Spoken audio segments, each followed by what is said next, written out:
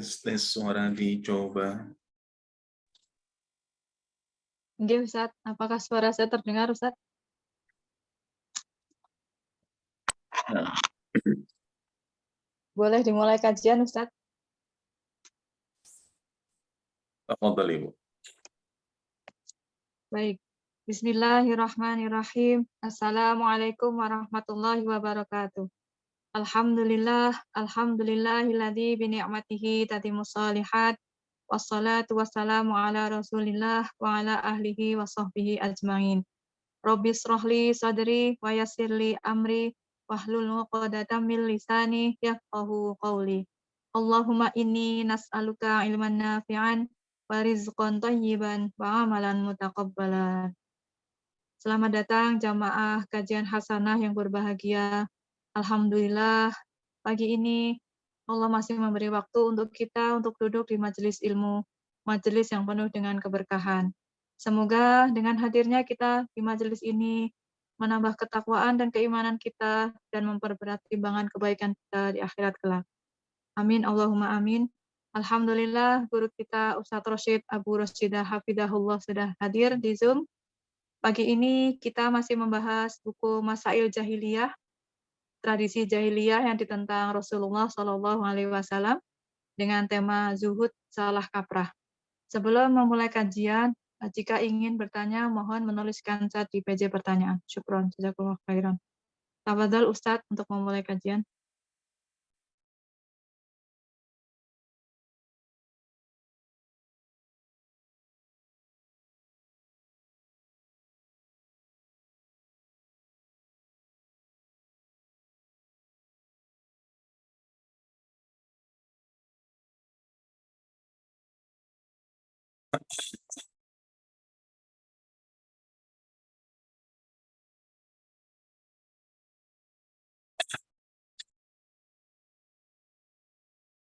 Bismillahirrahmanirrahim. Assalamualaikum warahmatullahi wabarakatuh. Alhamdulillah. Alhamdulillahilladzi bi ni'matihi tatimmus shalihat wa bi fadlihi ihtadal muhtadun. Allahumma salli wa sallim ala habibina wa qudwatina Muhammad sallallahu alaihi wa ala alihi wa sallam wa man ihtada bihadihi wastanna bisunnatihi wa qaqtada biqudwatihi ila yaumiddin amma ba'd.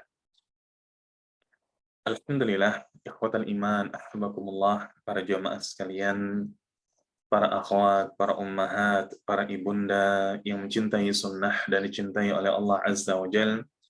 Kembali kita lanjutkan majelis di pagi hari ini, membahas tentang masail jahiliyah, yang mana bahasan kita fokus pada zuhud salah kaprah. Bahwa orang-orang jahiliyah terdahulu adalah orang-orang yang gagal faham dalam memahami makna zuhud. Salah dalam menginterpretasikan makna zuhud.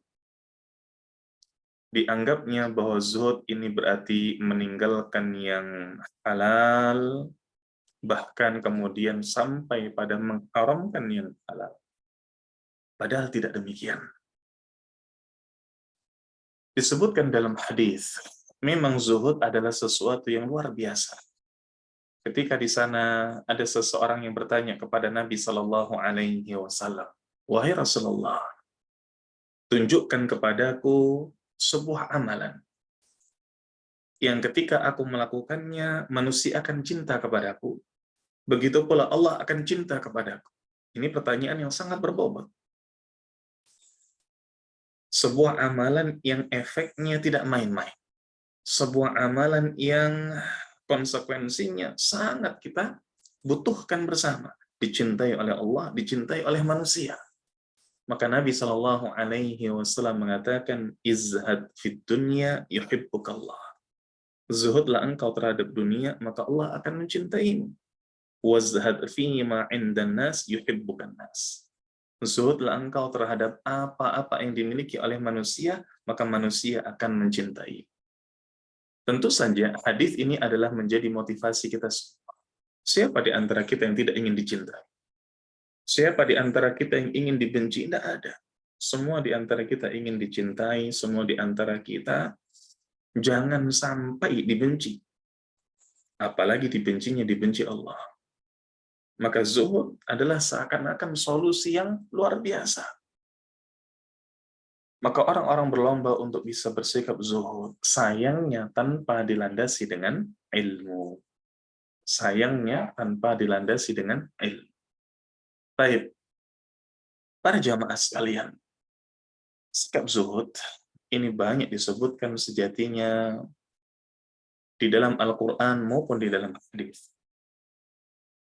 Ketika zuhud di sana terkait dengan dunia, Allah Subhanahu wa Ta'ala menjelaskan dalam surat yang kita hafal bersama dan sering dibaca oleh para khutbah, para khatib di setiap Jumatnya.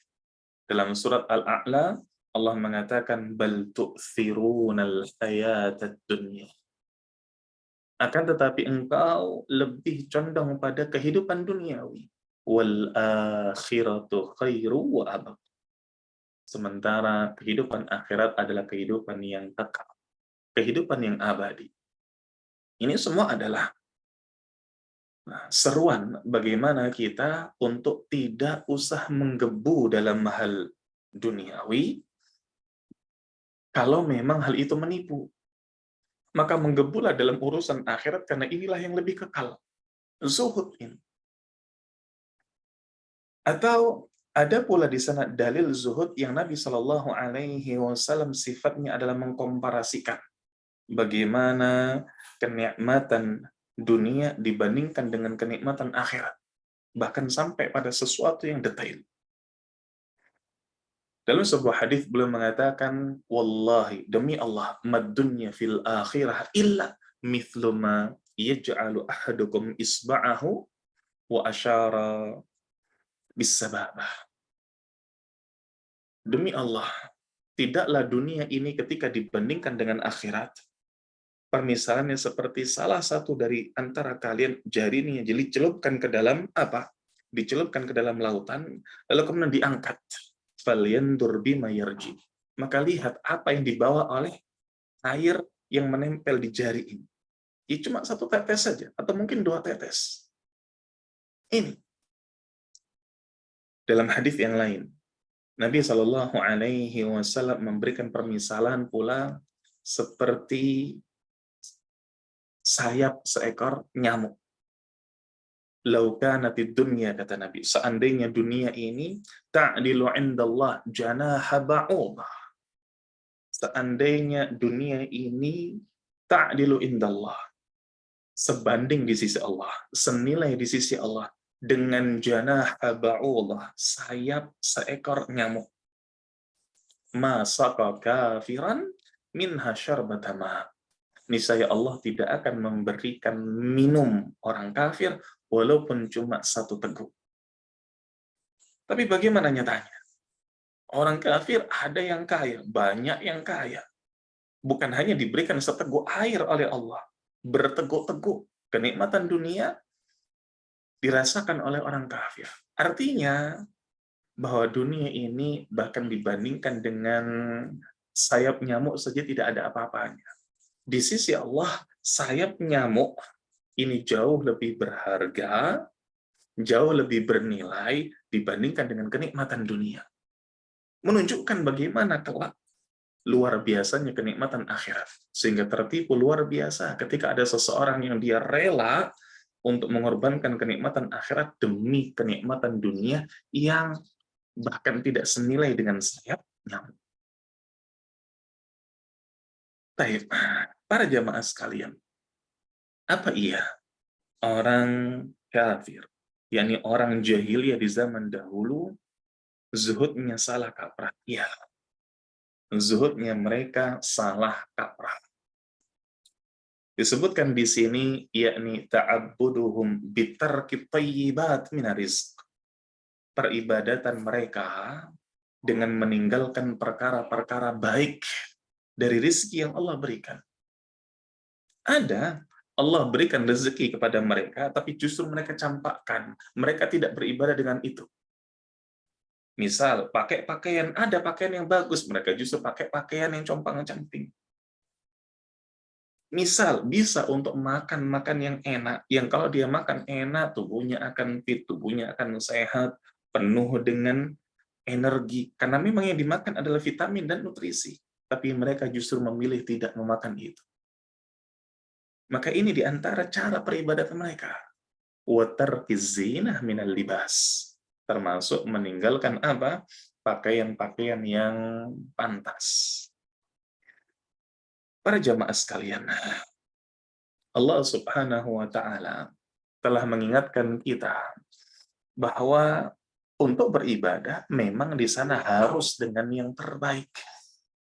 Secara umum demikianlah kita beribadah. Jangan sampai ketika kita berjumpa dengan makhluk urusan dunia kita baik secara penampilan, tapi ketika berjumpa dengan Allah ala kadarnya. Allah Subhanahu wa taala menjelaskan hal ini dalam surat Al-A'raf. Allah mengatakan, ya bani Adam khudhu zinatakum 'inda kulli masjid wa kulu washrabu wa la tusrif. Wahai anak-anak Adam, pakailah perhiasan kalian, yakni pakaian-pakaian yang indah. Ketika kita salat subuh, salat duhur, salat asar, salat maghrib, salat isya, kita punya pakaian yang bagus. Kenapa kita harus pakai pakaian yang tambal-tambal sana sih? Pakai pakaian yang bagus. Inda kulli masjid, setiap masuk masjid. Walaupun kemudian di sana ada rincian dalam beberapa hadis. Kalau pada salat-salat istisqa, salat di mana kita memang butuh rahmatnya Allah, kita benar-benar menghamba kepada Allah, curahan hujan. Maka di antara yang disebutkan oleh para ulama, jangan memakai pakaian yang terbaik. Tapi kalau sholat Jumat, sholat Idul Fitri, dan lain sebagainya, maka silahkan kita pakai pakaian terbaik. Pakai gamis kita, pakai jubah kita, silahkan. Memang ada pengecualian yang disebutkan oleh para ulama. Lebih-lebih ketika kemudian Nabi Shallallahu Alaihi Wasallam mencontohkan dalam salat istisqa, memohon hujan, setelah beliau yakni salat, maka beliau Shallallahu Alaihi Wasallam membalik pakaian. Yang dalam ditaruh luar, yang luar taruh dalam. Yang kanan jadi kiri, yang kiri jadi kanan. Lalu kemudian Nabi menghadap ke arah kiblat dan berdoa kepada Allah, menunjukkan bagaimana penghambaan kita kepada Allah, kefakiran kita kepada Allah. Tapi ini hanya pada salat istisqa. Sementara dalil ini, bagaimana Allah mengatakan dalam surat Al-A'raf, wahai anak-anak Adam, khudhu zinatakum, pakai pakaian terbaik kalian, pakai perhiasan terbaik kalian, inda kulli masjid, ketika masuk masjid. Wa kulu washrabu wa la tusrifu. Demikian pula dalam hal rezeki, makan minum silahkan, asalkan wa la tusrifu. Jangan berlebihan. Innallaha aw innahu la yuhibbul musrifin, karena sejatinya Allah tidak menyukai orang-orang yang melampaui batas.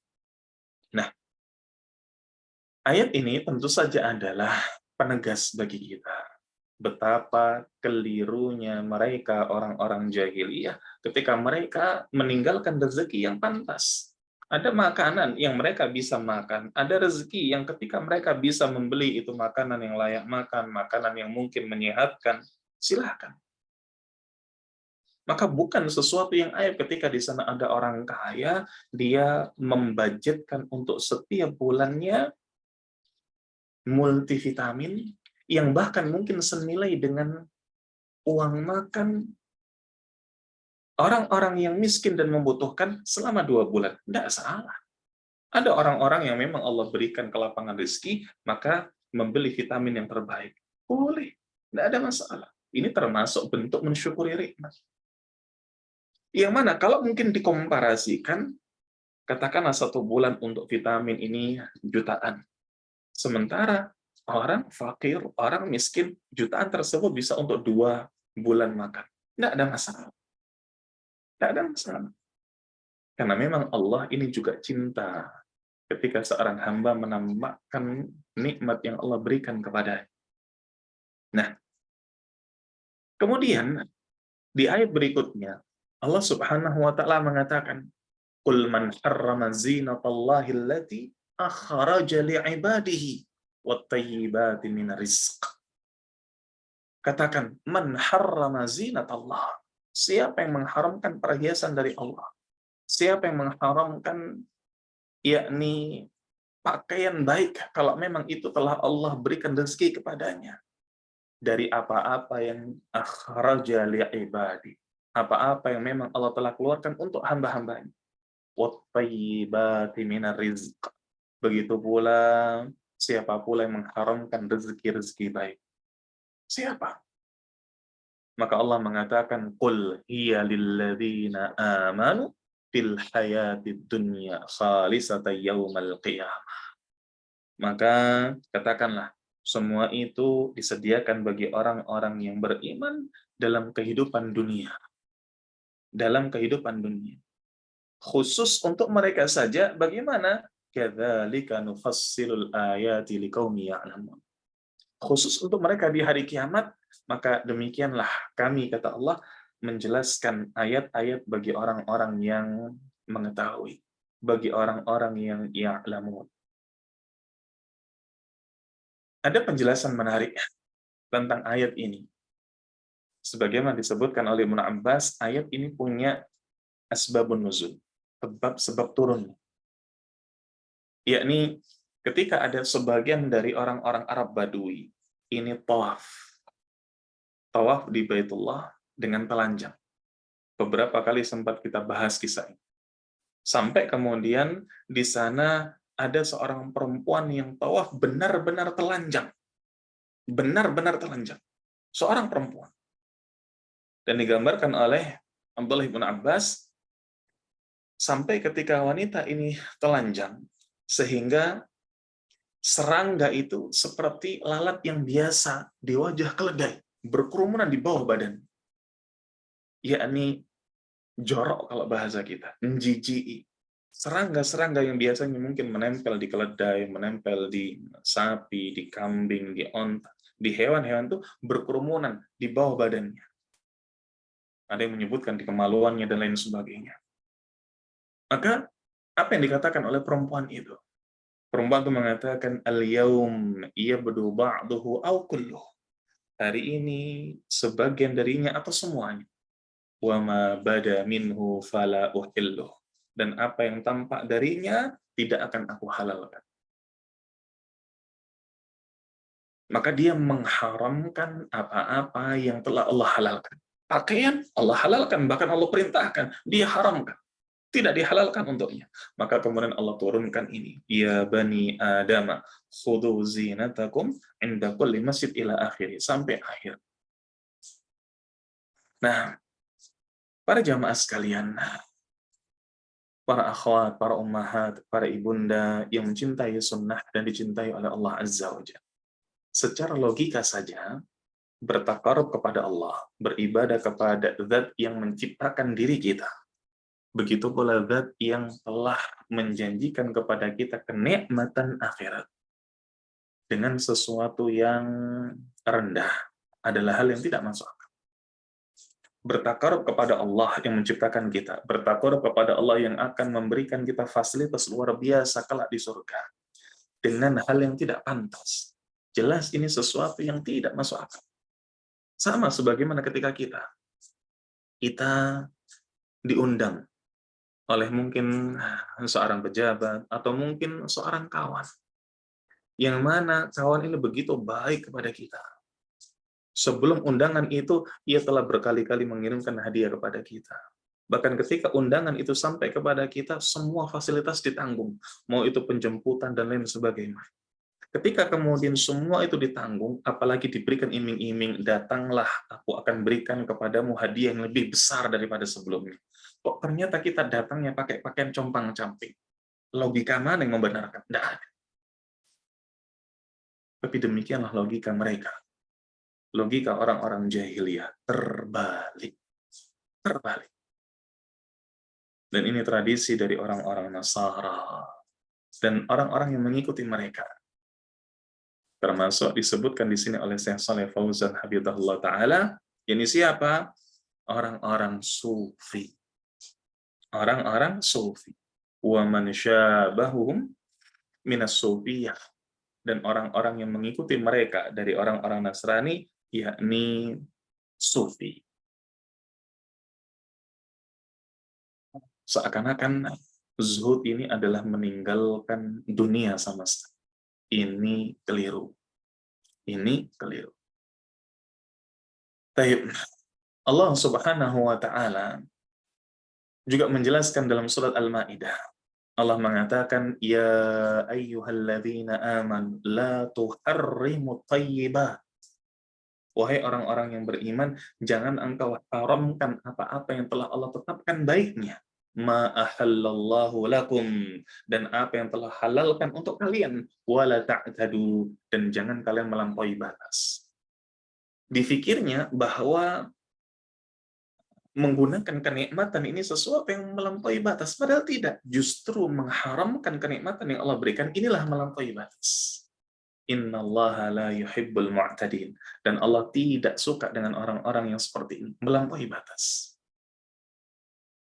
Tapi di zaman sekarang, apa ada contohnya? Ada. Ada. Bagaimana di sebagian tempat sapi ini diharamkan? Kira-kira mungkin tidak kita dapati, yakni misalkan di India sana.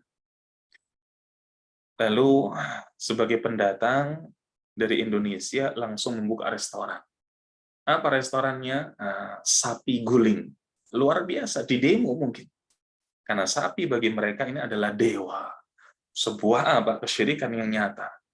Padahal itu adalah hewan ternak yang boleh dinikmati, tapi justru tidak boleh dinikmati, bahkan diibadahi. Banyak sekali yang demikian. Dan Allah Subhanahu wa Ta'ala pun juga telah menjelaskan dalam surat Al-Maidah pula. Allah mengatakan, ya ayyuhalladzina amanu aufu bil uqud. Uhilla lakum bahimatul an'am.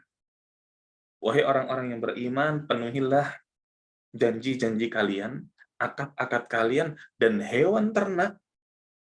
Bahimatul an'am adalah sesuatu yang uhillat lakum, telah dihalalkan untuk kalian. Maka kenapa kita kemudian tidak boleh makan makan sapi dan lain sebagainya? Baik, para jamaah sekalian, sungguh bagaimana tradisi jahiliyah adalah sesuatu yang terkadang memang tidak masuk akal. Tetapi demikianlah syaitan. Sesuatu yang tidak masuk akal tidak kehilangan pengikut, tidak sepi pengikut. Syaitan berusaha memutarbalikkan bahwa yang demikian ini baik, bahwa yang demikian ini bagus, bahwa yang demikian ini justru dikatakan sebagai ibadah. Kenapa? Meninggalkan dunia. Zuhudnya salah kaprah. Zuhudnya salah kaprah. Makanya ketika membahas tentang zuhud, Abu Sulaiman Ad-Darimi rahimahullah, beliau pernah memberikan sebuah statement yang perlu untuk kita garis bawah. Bahwa zuhud itu bukan tentang penampilan. Zuhud itu bukan penampilan. Maka mau itu pakai pakaian mewah ataupun biasa, mau itu makan makanan yang enak atau tidak, itu tidak ada hubungannya dengan zuhud. Beliau mengatakan, la tashhad li ahadin bizuhdi. Jangan engkau klaim, jangan engkau persaksikan seseorang ini atas kesuhudannya. Fa inna zuhda fil qalb. Karena sejatinya zuhud itu ada di dalam hati. Maka ini tentang apa yang kita prioritaskan. Kita memprioritaskan akhirat. Tapi kemudian kita makan yang mungkin berkelas. Apa salahnya? Apa salah? Ada seseorang yang ketika dia memakan sosis, mungkin bukan sosis curah. Padahal sosis curah pun juga sudah enak. Ia ketika makan nugget, bukan nugget curah. Dia makannya sosis yang berkelas. Dia makan nugget yang berkelas. Kenapa? Supaya semangat i'tikaf. Apakah salah? Enggak. Enggak salah. Karena zuhud, sebagaimana dikatakan oleh Abu Sulaiman Ad-Darimi, bukanlah sesuatu yang sifatnya zahir. bukan sesuatu yang sifatnya zahir. Maka takarub kepada Allah, peribadatan kepada Allah ini dengan sebaik-baik keadaan. Sebaik-baik keadaan. Bahkan ketika memang di sana Allah perintahkan untuk memakai pakaian yang terbaik, ya kita pakai pakaian terbaik. Kita ketika mau iktikaf, kita buka lemari pakaian. Ada pakaian di sini, pakaian yang sudah berusia 3 tahun. Sudah agak bulat. Apa bahasa Indonesianya bulat? Kusam. Warnanya tidak ngejreng lagi, tidak tajam lagi. Ada di sini pakaian yang baru sebulan kita beli. Kita memilih memakai pakaian yang baru sebulan kita beli dengan dalih bahwa saya memakai pakaian ini amalan bi amrillahi azza wajal, mengamalkan perintah Allah azza wajal. Pakai pakaian yang terbaik. Maka dia memakai pakaian ini dengan niat mengikuti perintah Allah. Maka orang ini ketika mungkin yang satunya dengan memakai pakaian yang sudah berusia 3 tahun, 4 tahun di masjid dengan jumlah iktikaf yang sama, yakni waktu iktikaf yang tidak berbeda, sama-sama dari malam sampai pagi misalkan. Begitu pula jumlah rakaatnya sama. Maka orang yang dia ini menambahkan niat bahwa memakai pakaian terbaik karena mengikuti perintah Allah, jelas mendapatkan pahala lebih banyak. Kenapa? Ada perintah Allah yang dia niatkan untuk diamalkan. Ini. Maka bertakarub kepada Allah dengan sebaik-baik keadaan. Sebaik-baik keadaan. Ini. Belum lagi hadis yang mendukung tentang hal ini, insya Allah adalah hadis yang masyhur.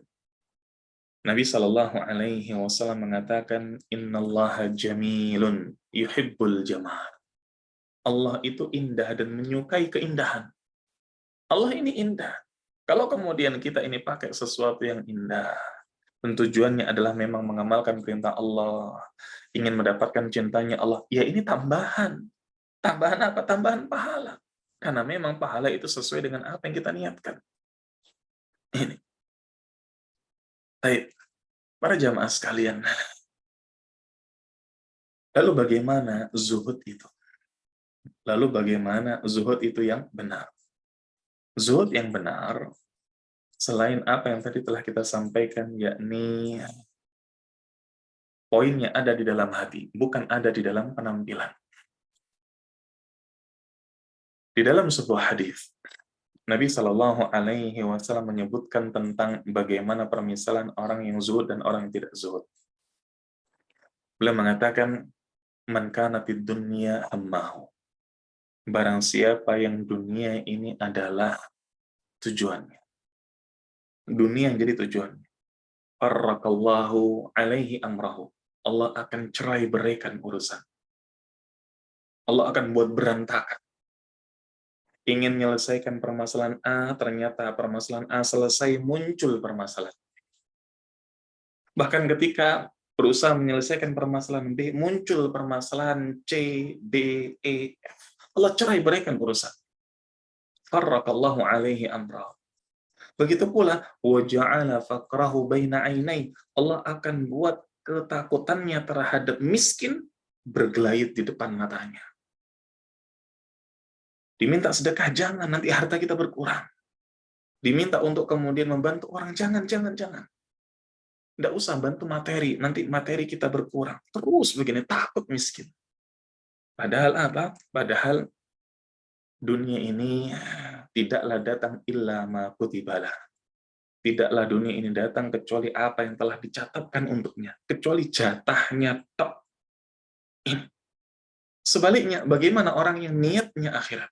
Waman kana fil akhirah niyatahu. Barang siapa yang akhirat adalah niatnya, bukan dunia, maka jama'allahu lahu amrahu. Allah akan himpun urusannya. Allah akan mudahkan urusannya. Dia punya planning ngerjakan A, B, C, D, dia baru ngerjakan A, ternyata B, C, D, E beres. Allah himpun urusannya. Ketika dia mau melaksanakan A, lalu besoknya melakukan B, ternyata B, C, D sudah dibantu oleh orang lain, dan tidak mengharapkan imbalan sama sekali. Dihimpun sama Allah urusannya. Sekali langkah, 3 urusan selesai. Bukan hanya itu. Waja'ala ghinahu fi qalbi. Allah jadikan kekayaan ada di hatinya. Tidak kemudian kemiskinan selalu bergelayut di depan matanya. Walam ya'tid dunya wa hiya raghimah. Dan dunia akan datang kepadanya dalam keadaan sepele. Dia tidak akan terpukau dengan dunia. Makanya ciri orang yang dia zuhud dalam arti yang sebenarnya, ini orang yang dia tujuannya semata-mata akhirat, tidak mudah terpukau dengan dunia. Tidak mudah terpukau dengan dunia. Ketika mungkin di sana dia mendapati apa? Mendapati rumah milik temannya mewah, mobil milik temannya mewah. Nggak kok kemudian, wah, seakan-akan dia sangat terpukau, seakan-akan dia sangat terkejut. Dia tidak akan demikian. Kenapa? Akhirat yang jadi tujuannya. Dia tahu tadi bahwa dunia ini bahkan di sisi Allah tidak lebih berharga dibandingkan dengan sehelai sayap nyamuk. Artinya, ketika kenikmatan dunia ini bisa diraih oleh seseorang yang dia punya rumah sedemikian mewah, kendaraan sedemikian luks, di akhirat, rumah yang dia kagumi, kendaraan yang ia kagumi, tidak ada apa-apanya. Tidak ada apa-apanya. Ini. Baik, para jamaah sekalian. Berikutnya ada penjelasan menarik dari Ibnu Rajab Al-Hambali terkait dengan kandungan dalam zuhud. Zuhud yang benar itu mengandung apa saja. Ibnu Rajab Al-Hambali rahimahullah beliau menjelaskan bahwa zuhud yang benar pasti mengandung bahwa apa-apa yang ada di sisi Allah lebih baik. Maka ia lebih mengharapkan apa-apa yang ada di sisi Allah dibandingkan dengan apa yang ada di sisi manusia. Dia yakin bahwa apa yang ada di sisi Allah lebih baik, lebih layak untuk diperjuangkan, lebih ia harap-harapkan. Ini. Sehingga dia akan yakin dengan pertolongan Allah. Sekarang mungkin sedang dililit hutang, tapi belum deadline kan? Dia masih bisa bernafas, dia masih bisa mencari usaha, dia masih bisa berikhtiar, dia masih bisa mengangkat tangan sembari menangis. Dia yakin bahwa apa yang saat ini sedang ada di sisi Allah, belum Allah turunkan, ini sesuatu yang lebih mulia, sesuatu yang layak untuk kemudian apa? Diharap-harapkan. Bukan kemudian bantuan orang lain, bukan kemudian uluran tangan orang lain, belas kasih orang lain. Yakin apa yang ada di sisi Allah layak untuk diharapkan lebih dari apapun. Ini makna zuhud. Artinya, tawakalnya kokoh. Tawakalnya kokoh. Rasa yakinnya kokoh. Nah, yang kedua, bahwa di antara kandungan dari zuhud adalah ketika seseorang ditimpa musibah, tidaklah ia sedih yang berkepanjangan, melainkan ia mengharap pahala dari musibah tersebut. Sedih iya. Bukan kemudian tidak bersedih. Sedih iya, tapi tidak berkepanjangan. Hilangnya harta, hilangnya alhamdulillah, pasangan, anak, keluarga, misalkan. Ketika dia sedih karena musibah yang mungkin menghilangkan apa-apa yang ia cintai, seperti pasangan, anak, keluarga, orang tua, sedih tapi tidak berlebihan. Dia lebih mengharapkan pahala atas musibah tersebut. Kenapa? Karena yakin ini sudah diatur sama Allah. Dan tidak mungkin Allah kemudian mencabut sesuatu dari kita, lalu kemudian Allah tidak ganti. Tidak mungkin. Kalau kita ikhlas, bahkan Allah ganti dengan yang lebih baik. Ini kandungan yang kedua.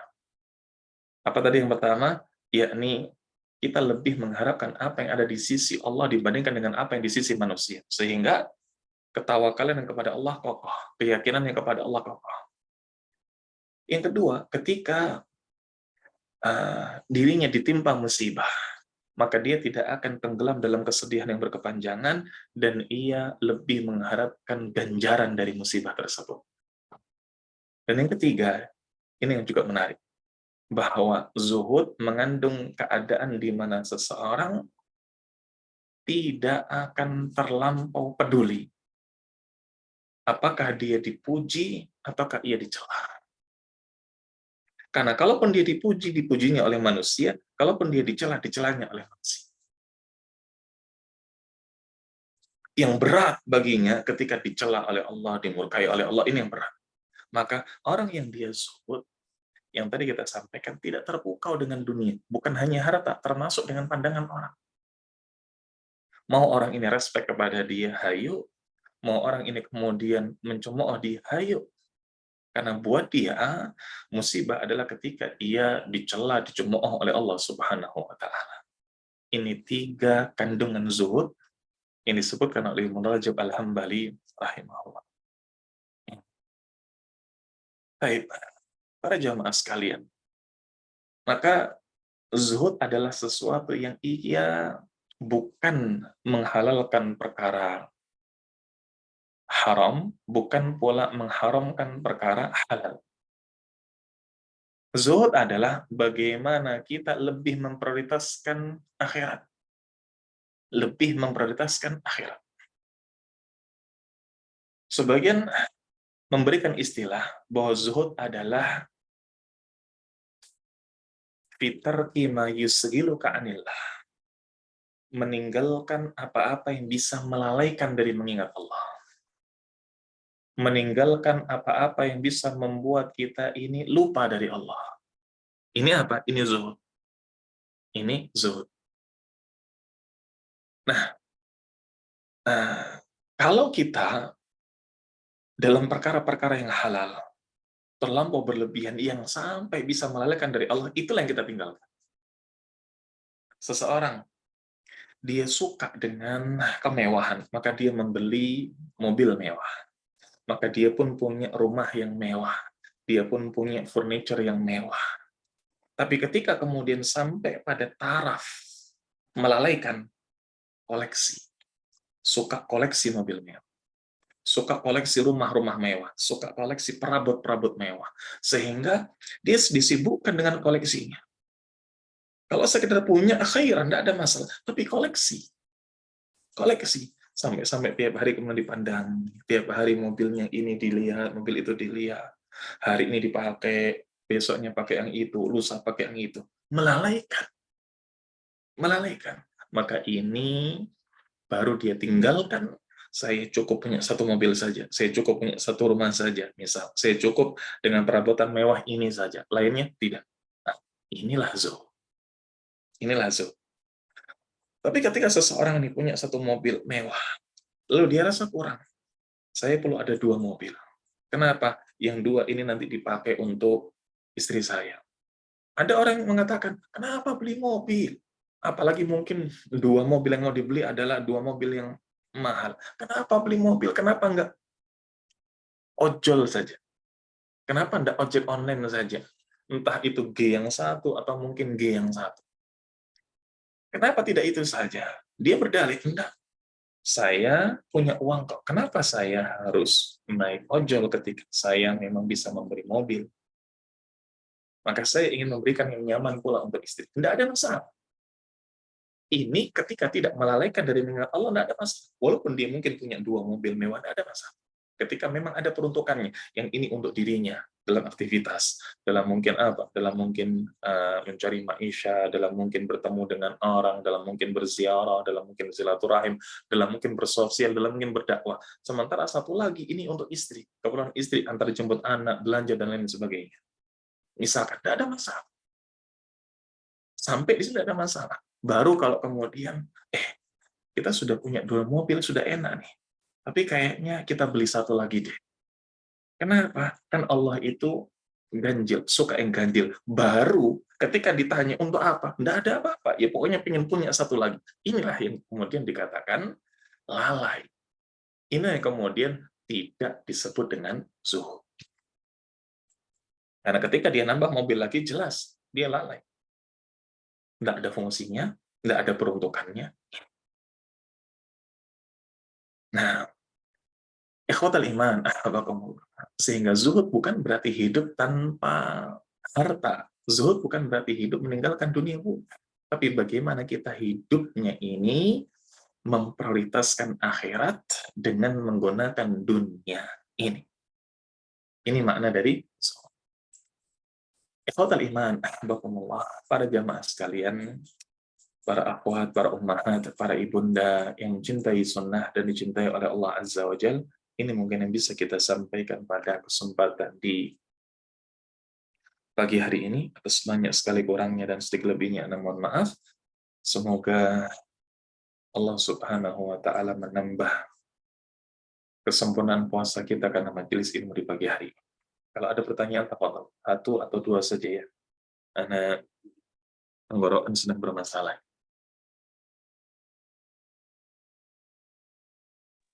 Baik Ustadz, jazakumullah khairan Ustadz atas ilmu yang disampaikan. Izin membacakan pertanyaan Ustadz. Nah, Assalamualaikum warahmatullahi wabarakatuh. Izin bertanya, kalau kita menghadap Allah, baju kita biasa-biasa saja. Tetapi kita ingin menghadap manusia mempunyai jabatan, pakaian bagus. Seorang hamba telah diberi rezeki, baik yang diharamkan orang berpakaian tetapi telanjang. Contoh wanita berpakaian tapi lekuk tubuhnya terlihat dan aurat masih terlihat.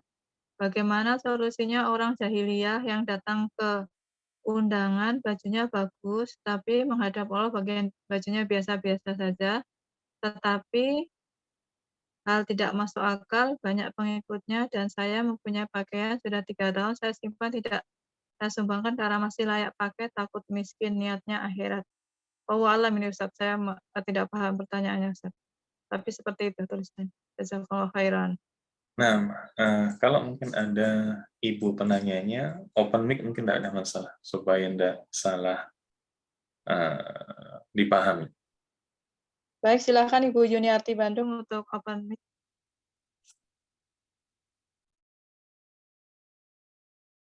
Ya, assalamualaikum warahmatullahi wabarakatuh, Pak Ustadz. Maksudnya Waalaikumsalam. saya begini, kan banyak ya Pak Ustadz yang saya perhatikan itu kalau misalkan menghadap Allah itu bajunya biasa-biasa saja. Kalau misalkan menghadap ke manusia ini terutama kita di dunia ya, bukan ke Allah. Nah, saya yang suka menjadi pertanyaan itu, kok orang bisa kalau menghadap orang ke manusia yang mempunyai jabatan bajunya bagus, tetapi kalau menghadap Allah itu bajunya biasa-biasa saja. Dan kadang-kadang orang itu suka kalau kita mau menghadap Allah itu suka memamerkan pakaiannya. Memang itu pakaiannya suka dipamerkan, Pak Ustadz. Saya memperhatikan sendiri itu gimana ya, Pak Ustadz, kalau secara begitu jejak. Nah, Masya Allah. Nah, lama Anda mendengar suaranya Bu Yuniarti ini. Nah, alhamdulillah wassalatu wassalamu ala Rasulillah wa ala alihi wa sahbihi wa mawalah wa la haula wa la quwwata illa billah. Bagaimana ketika ada orang yang terbalik dalam berpakaian? Ketika berjumpa dengan Allah dalam salatnya, entah itu yang laki-laki pakai gamis, yang perempuan pakai mukena, atau pakai jilbab dengan gamisnya, biasa saja. Tapi ketika berjumpa dengan manusia, maka luar biasa. Kenapa hal ini terjadi? Tentu saja karena ketiadaan ilmu. Karena ketiadaan ilmu. Karena mereka tidak berilmu, karena mereka menjadi, na'udzubillah, bahasan tidak enaknya, budak syahwat.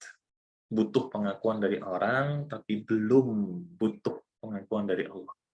Bahkan mungkin tidak menyadari bahwa pengakuan dari Allah ini jauh lebih bermanfaat dibandingkan pengakuan dari manusia. Dia lebih bahagia dengan pengakuan manusia dibandingkan pengakuan dari Allah. Maka ini semua karena kejahilan mereka. Nah, apa yang mesti kita lakukan? Iya, tidak seperti itu. Kita berusaha untuk menjauhkan diri, berusaha untuk berilmu. Karena subhanallah, banyak pula terjadi kesalahan seperti ini, dan kita pun terus ingatkan. Contoh adalah ketika dalam haji ataupun dalam umrah misalkan. Ketika seseorang ini dia pergi umrah, maka dari hotel, entah itu di Madinah menuju Masjid Nabawi, atau mungkin dari hotel menuju Masjidil Haram, dia memakai sandalnya, sandal jepit. Memakai sandalnya, sandal jepit. Atau mungkin pakai sandalnya, sandal hotel. Subhanallah. Padahal dia ini mampu, padahal mungkin jamnya ini Rolex, padahal mungkin jilbabnya, gamisnya ini jutaan. Karena memang ternyata ada gamis jilbab yang jutaan. Luar biasa. Tapi dia pakai sandalnya, sandal nyun sewu, sandal swallow. Alasannya kenapa? Kalau pakai sandal bagus takut hilang, Ustaz. Subhanallah. Ini keliru. Anda beribadah kepada Allah untuk sandal yang notabene berapa sih semahal-mahal sandal? Berapa? Anggap sandal yang paling mahal berapa? 200.000. Baik. Anda kehilangan 200.000, Anda berpikir puluhan kali, ribuan kali. Sementara Anda bahkan memakai outfit yang lebih daripada itu. Padahal Anda sedang berjalan berjalan di tanah haram, Anda berjalan menuju masjidnya Nabi, Anda berjalan menuju masjid yang di sana ada Ka'bah. Ini keliru. Maka sering kita sampaikan, kalau ke Masjidil Haram, ke Masjid Nabawi, tidak usah pakai sandal jepit. Pakai sandal yang bagus. Ini termasuk apa? Termasuk ya ayyuha, atau termasuk apa? Khudu zinatakum 'inda kulli masjid. Termasuk dari bentuk aplikasi dari ayat ini. Ya Bani Adam. Wahai anak-anak Adam, yakni pakailah, ambillah perhiasanmu ini yang bagus ketika apa? Ketika masuk masjid. Termasuk bentuk aplikasi. Nah, sehingga jangan salah kaprah. Orang-orang yang demikian biasanya orang-orang yang tidak berilmu, karenanya disebut jahil. Karenanya masa mereka disebut jahiliyah. Maka kita harus berilmu agar kita tidak zuhud yang salah. Wallahu a'lam bishawab. Nah, pertanyaan berikutnya, tafadhal. Baik Ustadz, boleh membacakan pertanyaan pekan lalu Ustadz yang belum sempat ditanyakan? Nah, tafadhal. Baik. Bismillah, Assalamualaikum warahmatullahi wabarakatuh. Semoga Allah merahmati dan senantiasa memberikan taufik dan hidayah kepada Ustadz, guru-guru Ustadz, keluarga Ustadz, tim Hasanah, dan seluruh kaum muslimin. Amin Allahumma amin. Afwan, izin bertanya Ustadz, bagaimana agar tetap berhusnudzon kepada Allah dan hanya bergantung kepada Allah atas takdir yang tidak kita sukai, takdir yang berat, takdir yang benar-benar membuat hampir berputus asa, sehingga sering terbersit kematian lebih baik. Jazakumullah khairan, barakallahu fikum Ustaz. Nah, subhanallah. Alhamdulillah, wassalatu wassalamu ala rasulillah wa ala alihi wa sahbihi wa mawalah wa la hawla wa la quwwata illa billah. Bagaimana ketika terbetik pikiran, yakni karena musibah yang berat, musibah yang begitu bertubi-tubi, seakan-akan maut ini lebih baik. Tentu saja ini adalah sesuatu yang keliru. Nabi Shallallahu Alaihi Wasallam mengatakan, la yatamannaunal maut. Jangan kalian berharap-harap kematian. Para ulama menjelaskan ini kalau karena fitnah dunia, gara-gara miskin sampai ingin mati, gara-gara mungkin cerai sampai ingin mati, gara-gara ditinggal orang terkasih maka sampai ingin mati. Ini tidak boleh. Ini tidak boleh. Apa solusinya? Iman kepada takdir memang sesuatu yang tidak bisa kita cerna dengan logika 100%. Tidak bisa. Makanya Nabi Shallallahu Alaihi Wasallam mengatakan, apabila kalian ini sudah mulai mempertanyakan takdir, fa'amsiku, tahan.